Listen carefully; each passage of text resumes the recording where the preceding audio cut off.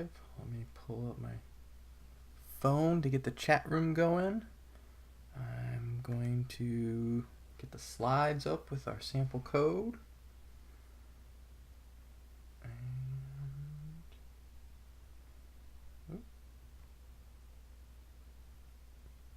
there we go. That's the video.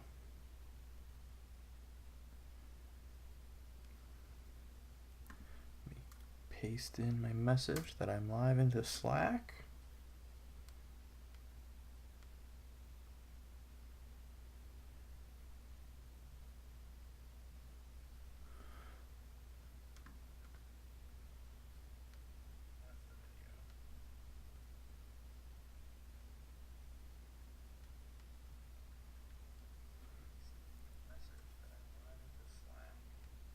Oh, hey, looks like we've got 3 people already.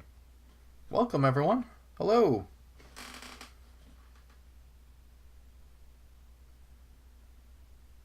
Hey, everyone.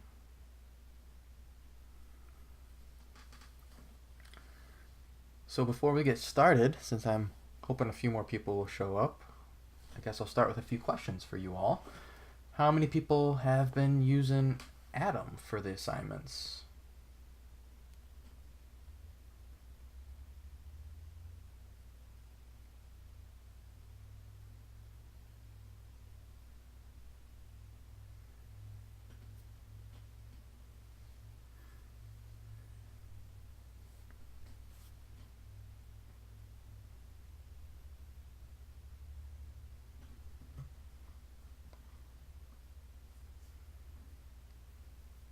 Oh, good.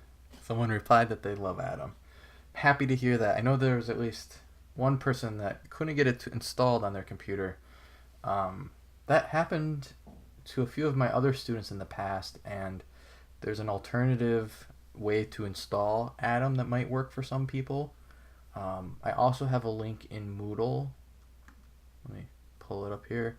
In the top right, I love Atom for Web 1. I think it's really straightforward, but there's another program called Visual Studio Code that has a lot of the same features and a few different features that are almost more powerful for web development. I love both of these. They're both free. GitHub makes Atom and Microsoft makes Visual Studio Code. If one doesn't work for you, try the other one. And ironically, they're both now officially owned by Microsoft. I don't know if you'd be familiar with this, but last summer, or shortly before summer began, Microsoft bought GitHub. And so technically Microsoft makes both of them now. They're both pretty good though.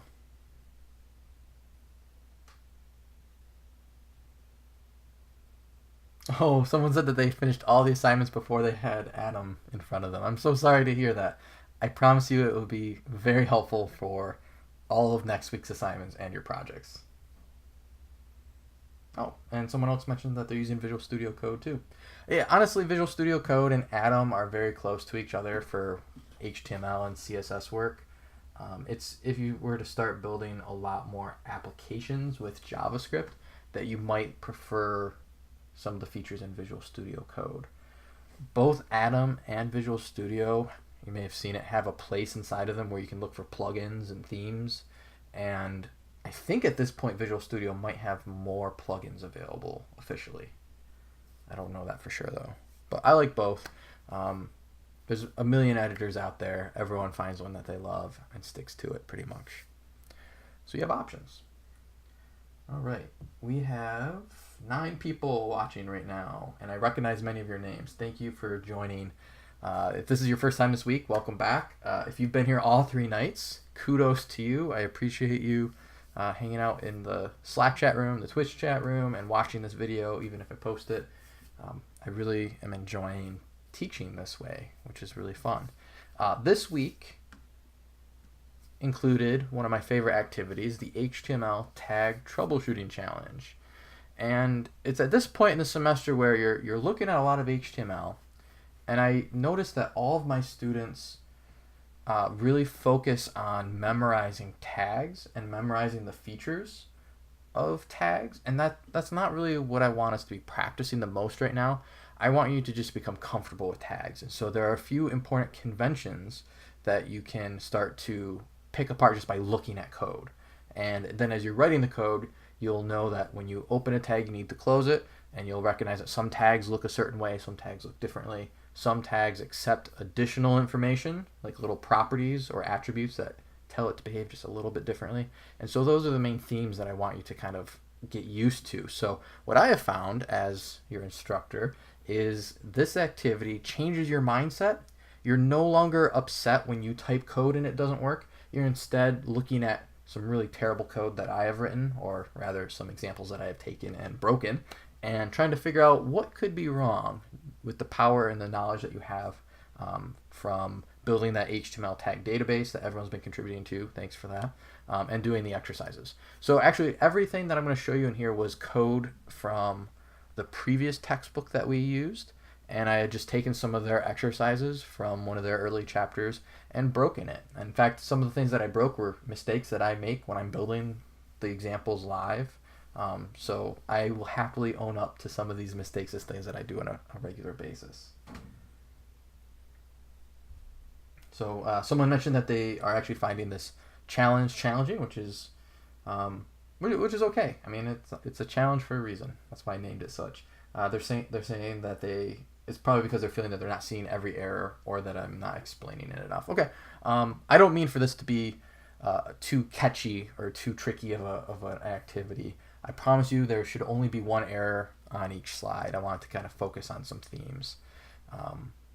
And a long time ago, a different version of this assignment had like a trick question in there, which was by mistake. I had put like the original and forgotten to make the mistake that I intended. I triple checked the assignment as I created this Google Doc to make sure that every slide has one error that I am intending. So I hope that will go a long way to improving it for you this semester. So how do you do the tag challenge? Well, first, let's go through the instructions. This is a little bit different than last week, where everyone collaborated on one slideshow. Everyone made their own slide. I intended for you to make a copy of this Google slideshow all on your own. So everyone is expected to do all of the examples that I've posted in here.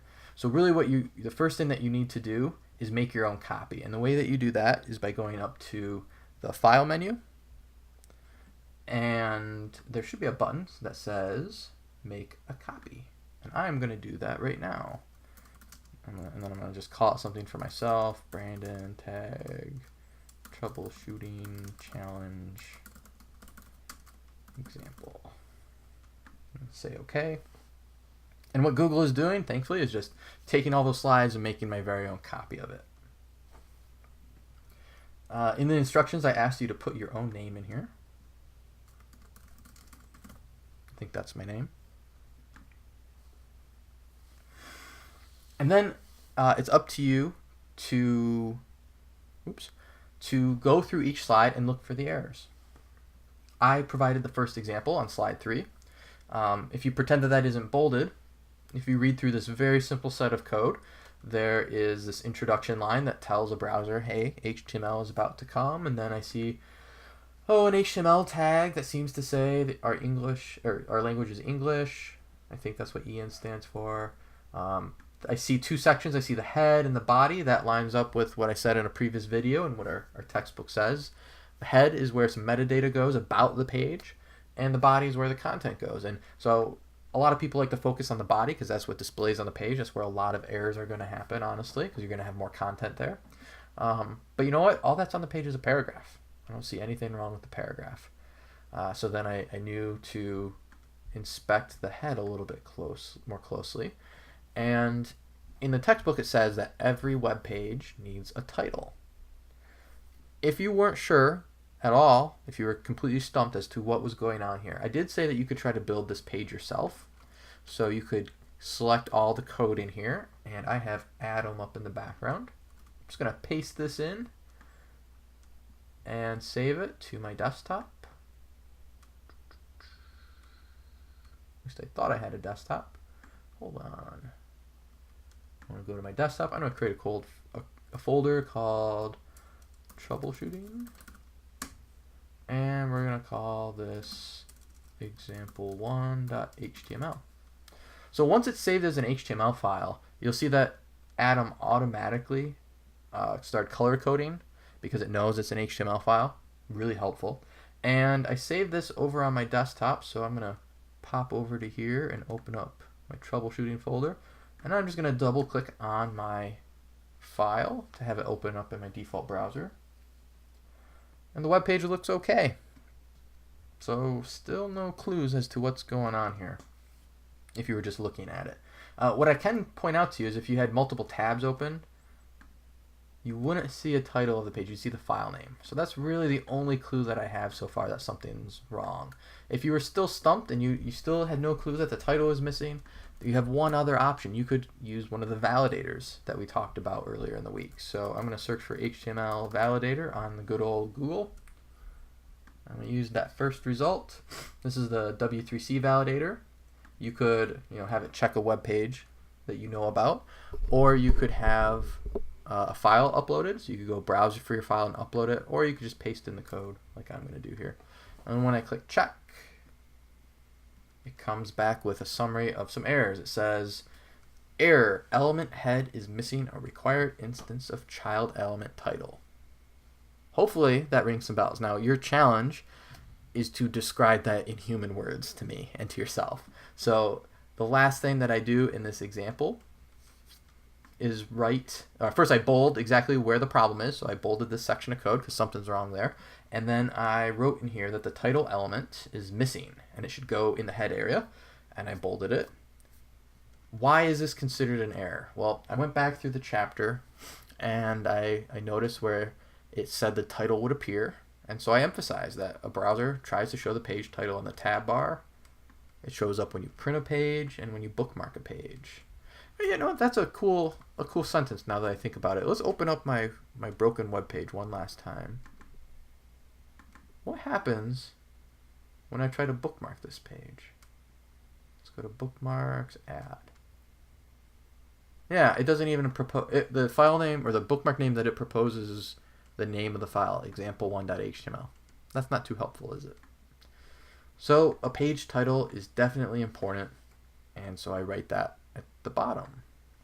So that is example number 1. That one's already done for us.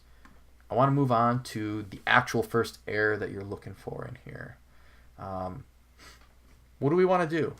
Does anyone have any hints as to where to look on error 1?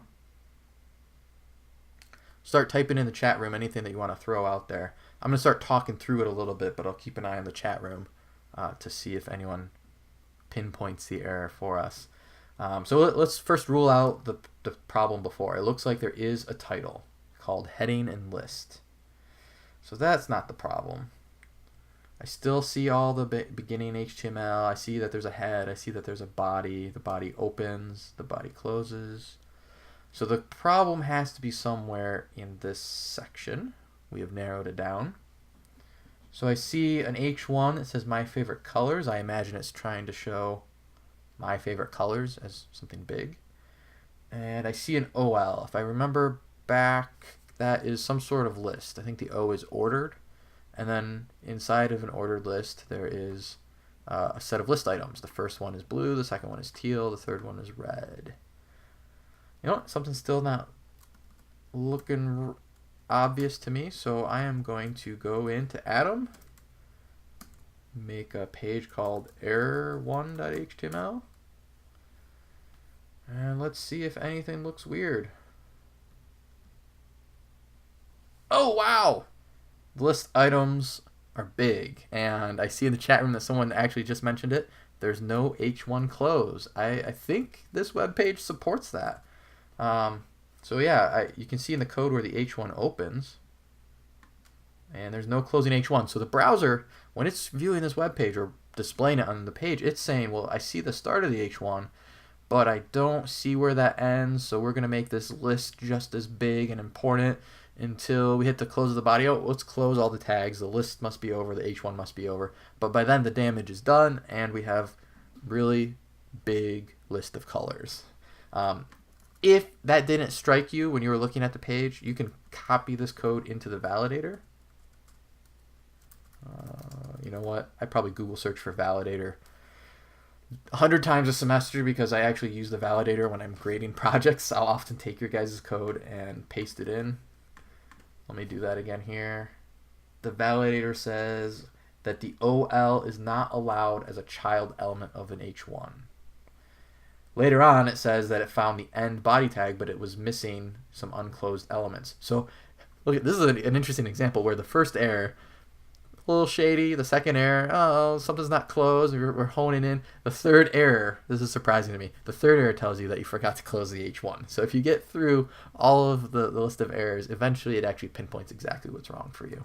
So yes, I would write something to the effect of, yo, I forgot to, let me go back to the tag. I'd probably bold right here this line and say, you forgot to close the H1. The web page would show the list just as large and important as the H1 content. All right, I'm looking in the chat. There needs to be an H1, otherwise anything after my favorite colors would be considered H1. I would put H1 at the end of my favorite colors, so that would show that it's saying in the header. Did I say this properly? Oh, you know what? That sounds really good. I like how you phrased that. Yep. Yep. So this why am I showing you this example? Well, I open tags all passionately because I want to make an H1, and I write my content, and then I move on. Or maybe I am pasting in content, and so I paste something here, and then I paste in my list, and I've somehow overwritten the closing H1 tag. This is pretty common to happen, where you will use a tag forgetting that there is some aspect of it that needs to indicate when to stop. So it's very common with H1s. I would say it's probably even more common with something like the A tag, which is used for making hyperlinks.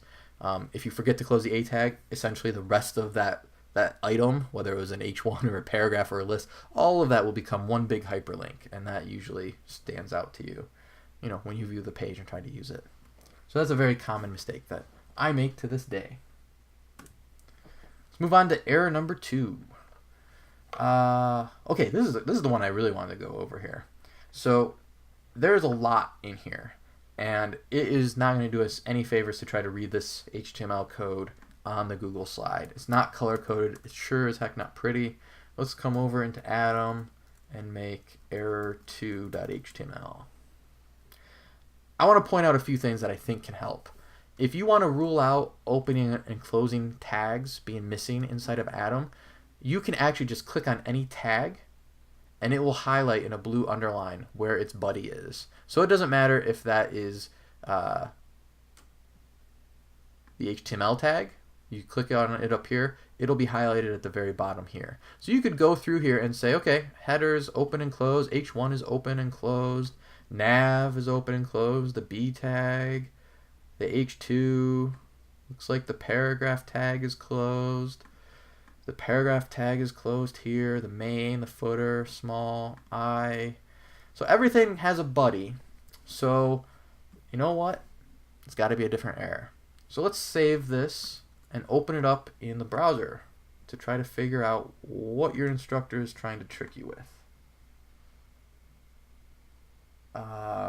Yeah, we can definitely use the site to check for error codes. Someone asked that in the chat. I don't know if it was about the previous one or if it's about this one, but I wanted to open this up in the browser first just to see if I could find out where the error is by looking. And nothing looks too out of sorts. I mean, I see 3 pieces of text that look bold. I think that was intended. The headings look good to me. I see paragraphs and I see some italicized or emphasized text down here. Nothing's standing out to me. So yeah, you're totally allowed to yank this code and go to your validator friend, paste it all in, and hit check. So it is saying the first problem that it sees is the end tag of small violates nesting rules. That's fascinating. What are the nesting rules, you might ask? Let's talk about those in a minute.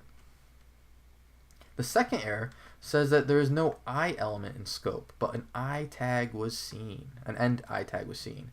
These two errors are very related. And so it's very subtle. We couldn't see it on the page because it kind of worked itself out in the browser.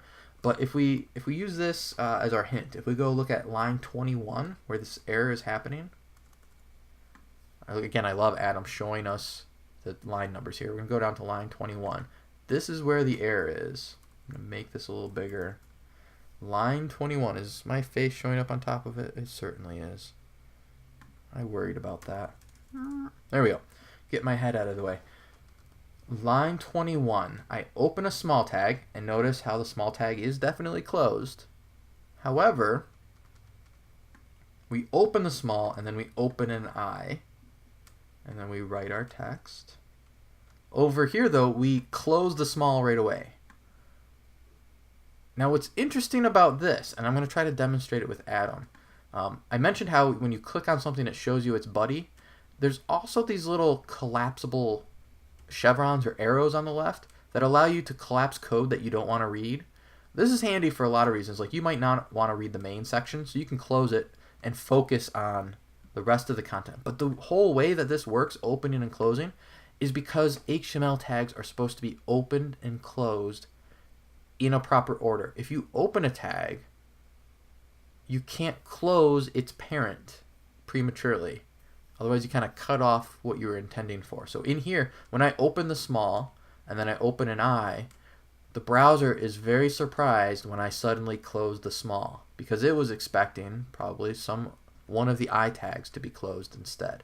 So the error here, and what the validator is trying to tell us in its computer language, is that we violated the nesting rules. Something was out of order. And then the second error that it found is, well, as soon as this small was seen by the browser, it closed the I tag automatically. So when it gets to this closed I tag, it's like, what are you trying to close? There's nothing open right now. So essentially, what this error slide is supposed to illustrate is that there is an important order to tags when they are open and closed. When we talk about the document object model and we use the web inspector, I am going to really hammer this topic in. But for now, be mindful that when you open tags and close them, you open them and close them in the right order. So if I wanted to show you this folding, how folding could have helped us, if I had indented this further, oops, and notice how Adam is automatically trying to indent things for me. When I try to fold the small, that kind of highlights that this I tag is sorely out of place. And if I try to close the I tag itself here, it doesn't, I mean, I guess it works, but it still leaves the closing I tag here.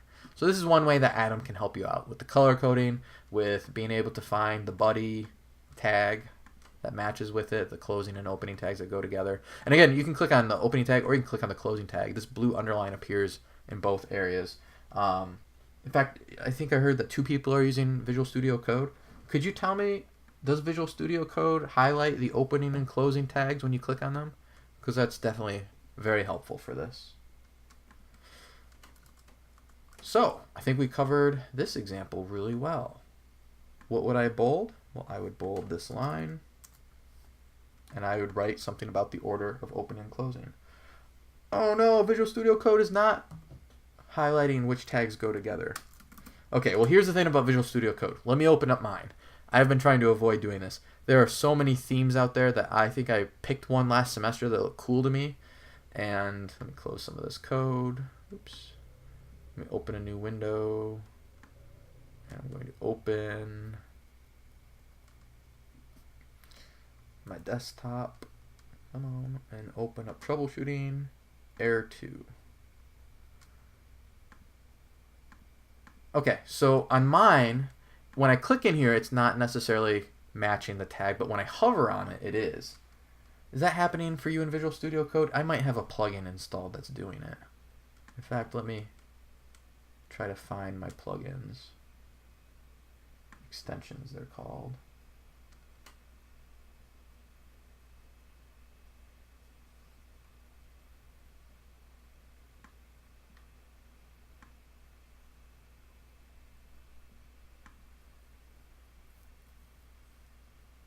Copy syntax? No, that's not what we'd be doing here.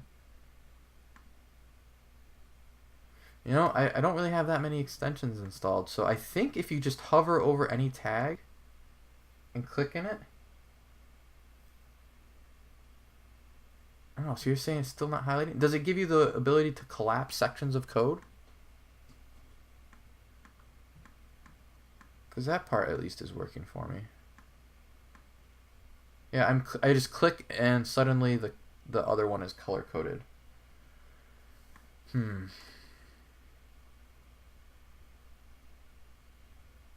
don't think I'm using too special of a theme. Well, I know it's possible. You might have to do some Google searching for Visual Studio help, Visual Studio Code help, but I think you can get those to balance for you. And if you want to chat with me afterwards, we can try to fix Visual Studio Code to do that for you. Let's move on to, let's see, it's 8:24. I probably have time for one or two more examples. Here's another block of ugly code. Let's use our superpower friend Adam here and make error3.html. Any hunches on what this one is doing wrong? I haven't read through this one yet. At least not since earlier in the week. And down here it looks like line 14 is a-okay now. I still see title. What I kind of expected is you'd fix one error earlier on and try to bring that over as you move on. I see the heading 1 is closed. I see a UL and a closing UL. Oh, someone said line 10. I think you're onto it. Line 10 here. I see an LI open, a strong open. The LI has an underline, so it matches, but when I click on the strong, I don't get an underline. So I see another strong open here. Does anything ever close related to strong? Nope. I think you're right. I think line 10, we found a missing close tag. If you're still worried about Adam not matching up, I really don't think it's a difference between you being on a PC and me being on a Mac. I know that Visual Studio Code is really customizable, and I probably changed a setting to have it show the code balancing. I would really recommend that we talk later about trying to figure out what's going on. Just get into the Slack chat room and send me a direct message or post something in our class channel, and I will definitely help you figure out what setting I have tweaked to do that, because I love clicking and seeing what tags match up with each other. No worries. I just don't want to have people watching the recording see me suddenly switch to Visual Studio Code. I chose Adam because out of the box, it does all this magic for us perfectly. It's great for Web 1. All right, so we found this strong tag. What would I do? I would probably come in here and just bold the tag right here and say something about how it looks like someone opened strong twice and forgot to close it. I make this mistake a lot. If you are typing code by hand and you're not using something like Atom, which, again, if you missed the earlier video, as you're typing code, if you type LI and hit tab, it will automatically put in the opening tag and the closing tag. This will prevent you from forgetting to put the slash in there. But I still, to this day, will sometimes be editing in here. So I'll be typing something like this is a word, and I will type in strong, and then I will come in here and type strong again instead of putting the slash in front of it. So you could get around this by just typing the word strong. Oops. Why did that not work? Strong. Interesting. Autocomplete is not working for me today. It's actually just auto-completing the word strong. Well, that's not so helpful. What happens if we put that on a new line here? Okay. Something about how it was touching other content. It wasn't putting the strong tags in. If there's a will, there's a way, though. So I do anything I can to get Adam to auto-complete the tags that I need. So line 11 closes. Is what someone wrote in the chat room. Oh, there's no open on line 12. Yeah, so everyone else is talking about this example perfectly well. So I'm going to move on. Let's do error 4 together. We got time. Error 4. Nothing is jumping out at me right away. So let's copy and paste this and call it error4.html. Let's see. None of our previous errors seem to be popping out at me. I see a title tag. I see a body tag. I see block quote and p tags. Oh, actually, you know what? When I click on H1, it's not underlining any other tag. So I think we didn't even need to open this up in a browser to test it or run it through a validator. It looks like on line 8 here, we found an H1 that is not closed. Someone typed H2. And this example happens to me quite a lot too, because I will oftentimes change my documents around and decide to make something that was a heading 3 its own heading level 2 to break up more of the page, because I'm re-editing the document. This is actually pretty common when you're writing like a news story or a blog post, how you might decide to have certain sections, and then you might decide to have subsections, and then you want to promote one of those subsections to be really big and important. Anyways, moral of the story, if you change one opening tag after you've created the page, it's not going to automatically change its pair. If I turn this to an H3, this tag did not turn into an H2 automatically. I am sure there's some sort of plugin that I can install to do that automatically, but out of the box, Adam's magic doesn't go quite that far. But at the very least, Adam did point out to me as I clicked around that there was no matching closing H1 tag. So, all right, we did error 4. So I think I would kind of bold this line and describe that probably should have been a closing H1 tag. What I think is interesting about this example, before I move on, let's actually save this and open it up. What I like to ask students when I'm doing this exercise is, what do you think the browser is going to show? And hopefully you've tested a few of these. Remember, the problem was with the H1. It is actually showing up just as big as an H1 normally would. So the browser recovered nicely. Notice how it closed the H1. This text isn't big like our list was of colors. For whatever reason, it didn't assume that this was still part of the H1. It interpreted that closing H2 as probably closing the H1. I think that's really cool that browsers try to understand that humans likely wrote some of the HTML, and they try to forgive as much of it as they can. A browser is trying to optimize for showing content, and at any point in time, if it can make sure that whatever is written shows up on the web page, I've learned over the years that it tries to do that. Of course, it's still possible to have a one-character mistake that turns the whole web page into an embarrassing link. That will happen. But for the most part, browsers are trying to make sure that your content is being presented to your readers. So that was what I wanted to point out with error 4. And it is 8:31, so I wanted to keep tonight's live stream short again so that people could watch. How are you feeling with the Tag Troubleshooting Challenge? Was this demonstration helpful? Do you think you've been empowered to look at this on your own now? Oh, you know what? It looks like someone wants me to take a look at error number 6. So let's jump ahead. Let's skip right to the good stuff. I am going to copy and paste, and we're going to call this error 6.html. So right away, it looks like Adam color-coded everything. There's no missing title. The H1 isn't a problem. The opening and closing tags are there. Does anyone see an error that pops out to them? The block quote matches. How would I explain the link error? The link error. Oh, you know what? This has happened before too. So you're saying that you're probably thinking that this link right here, this URL, isn't actually a hyperlink. I think I can prove that. I can open up error 6 in my browser. And so what you're trying to say is this URL is not actually a hyperlink. You are absolutely right, but that is not the error. This is actually fine. You could have a web page that lists a bunch of URLs and none of them be clickable. That's probably annoying, and I would probably recommend that you turn those into hyperlinks.